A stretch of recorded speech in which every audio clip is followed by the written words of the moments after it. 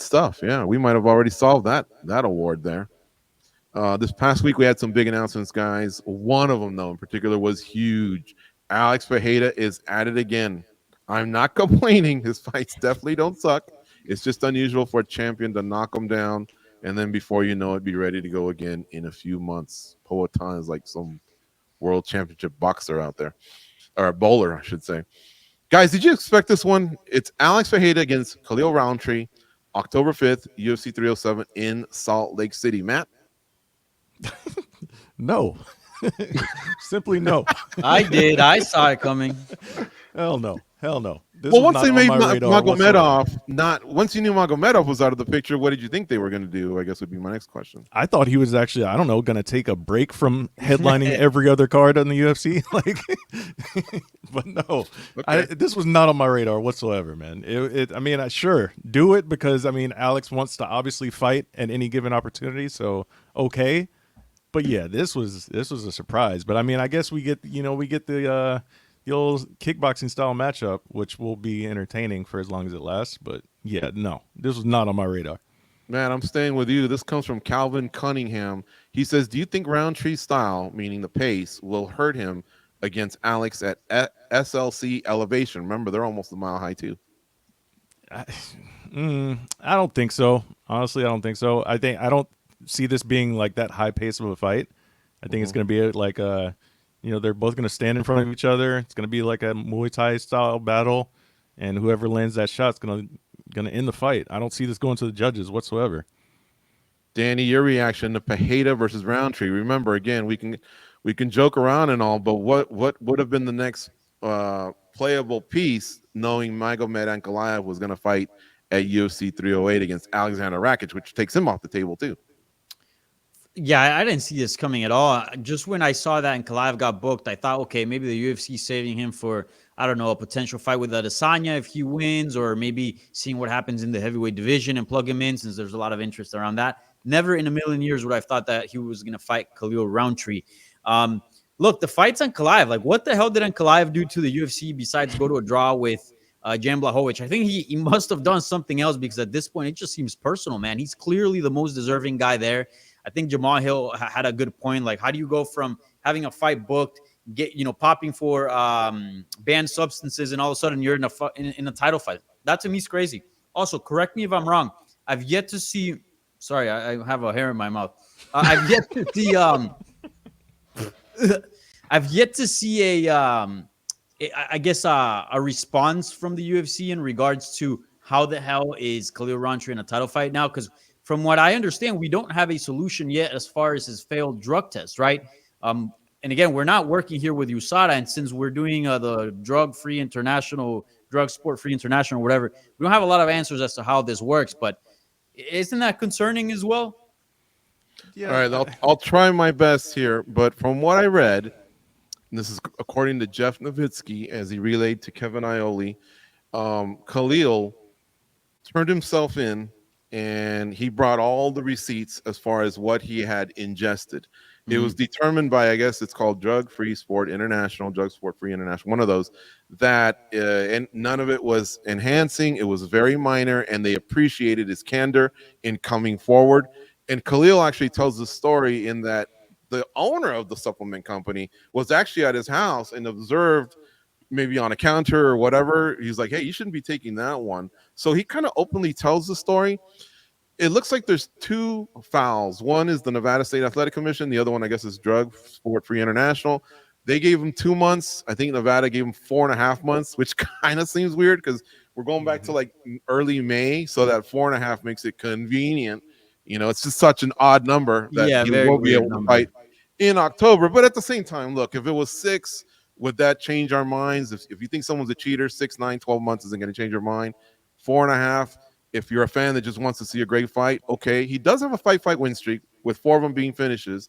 And so on that end, not the end of the world. We stomached Steve Erceg not too long ago. He kind of had something similar, except he had 3 wins going into that fight. But it's just that he hadn't clipped any of the top dogs to get to that. And I think he hasn't been featured on many pay-per-views was another thing. So he hasn't really been before our eyes where we can say, he's next, you know. So anyway, hopefully I unpacked that whole drug stuff for you as best I could.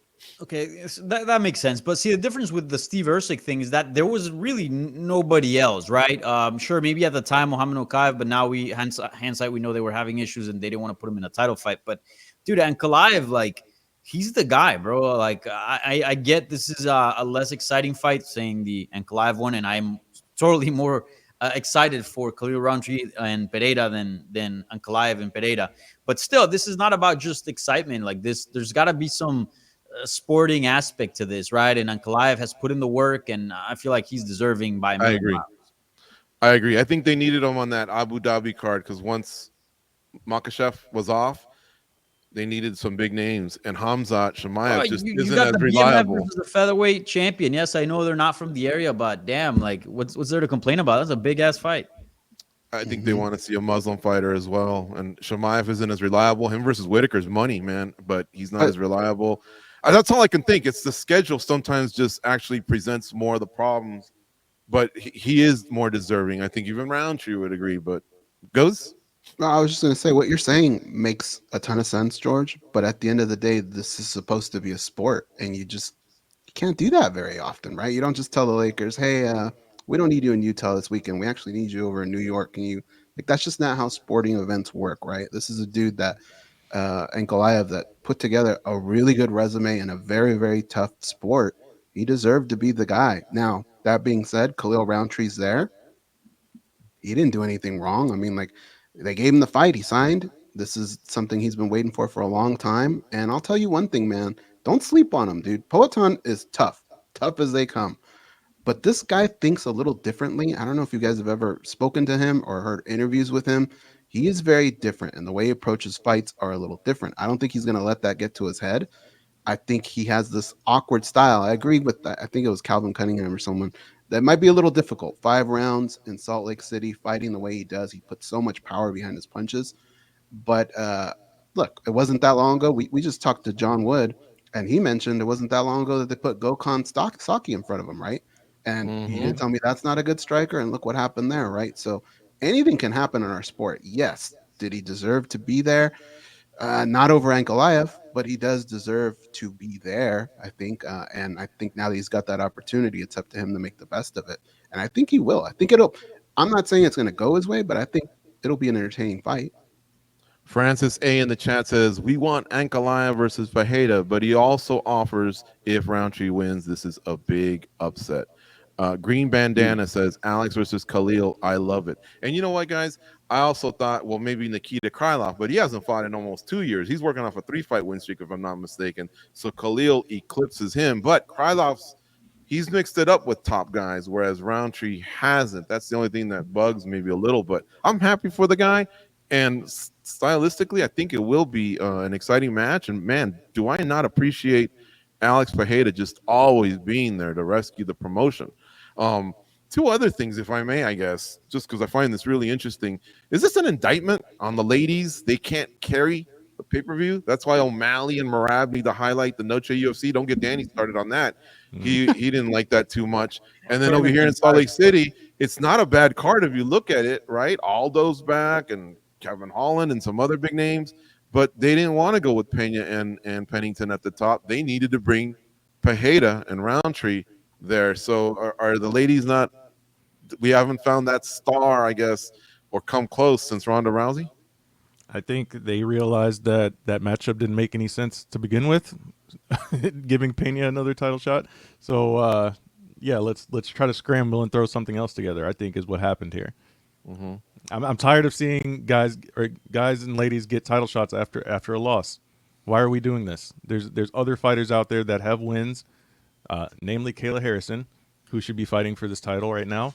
I get the idea that maybe the sentiment is that they want to see Kayla prove that she can make 135 again, which, okay, I guess I could see that logic, but at the end of the day, she won her fight. Julianna Peña is coming off of a loss.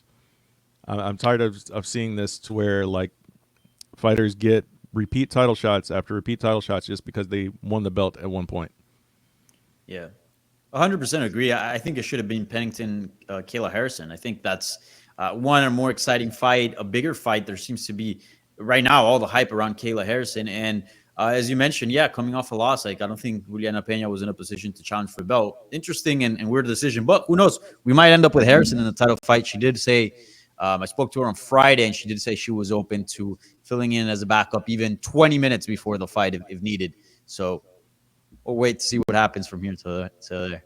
Do you guys happen to know if Kayla's already made 135 or just 136? Because that 1 pound looks like it can be painful for some of the fighters that are like jacked like Kayla, you know. But she's saying she wants to be the backup fighter. I think she could send a message if she also weighed in. Well, she has to. She wants to be the backup fighter, but that would definitely shut the UFC up in terms of, not having to sweat that. Yeah, I think Kayla came in at 136 for UFC 300. Okay, so for this one, she would need to come in for 135. Correct. To be the actual backup. And I love Danny, the fact that she's going for it. Yep. You know, she's not waiting for Vieira to raise her hand and say, I'll do it. She actually grabbing it by the throat, the possible opportunity and installing herself in there. So that already sets things up. She's on the same timeline as the champion. You know, she can win and call out the winner of the subsequent fight. I love the way Kayla Harrison takes control of her career. More fighters should do that. I did want to bring something up too, and not to belabor this. Let's go back to Ankalaev. And I mentioned this on a previous SBC. We have a rotating panel, though. I don't know if this is a fresh take for you guys. I'm going to use that same word again, indictment.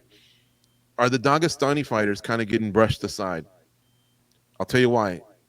Dana White, what did you think of the Bilal Muhammad Leon Edwards fight? He goes, it wasn't a barn burner. Guys, I didn't think it was bad, to tell you the truth. I thought it was exciting. I liked it. It was a good Mohamed Mokaev, what is he, 12-0, 13-0 overall, 7-0 in the UFC? Nah, we don't need you, right? And he even said, going back to Bilal, he's been training with Khabib and those guys. And then now Ankalaev gets shoved aside. Is he just not a fan of this style? And maybe that's the UFC's way of pushing back and saying you got to be exciting, and maybe that's a shorter road to the title? Could be. I could see some. I mean, it's definitely not a good look. You don't want to see that. Like, that's just part of the game, man. That's a facet of the sport, right? The wrestling. If you don't like it, you got to work hard and prepare for those types of things. But I don't know that you could be punishing fighters for their fighting style. That's just. I could see maybe like their road is maybe a little bit longer, a fight more than maybe somebody else who's exciting, but just to all around shove somebody out of the organization or shove them away from getting title shots. I don't think that's right. Well, I don't think they're going to shove Brendan Allen out of the organization. He got in a little bit of, I wouldn't say trouble, right? But him and Vittori were mixing it up while Danny's conducting the interview with Kayla Harrison. I had left that. The Hard Rock has terrible Wi-Fi, and I was having some, difficulty uploading, so I left. But if I would have stuck around, if they had good Wi-Fi, I would have been able to watch that brawl. Would you have caught up with the winner? We're here with Brendan Allen. Interview him there right by the craps table. No, the Hard Rock doesn't let you film at the casino part, so I probably would have gotten kicked out too. What did you guys think of that, by the way? It's crazy. Insane.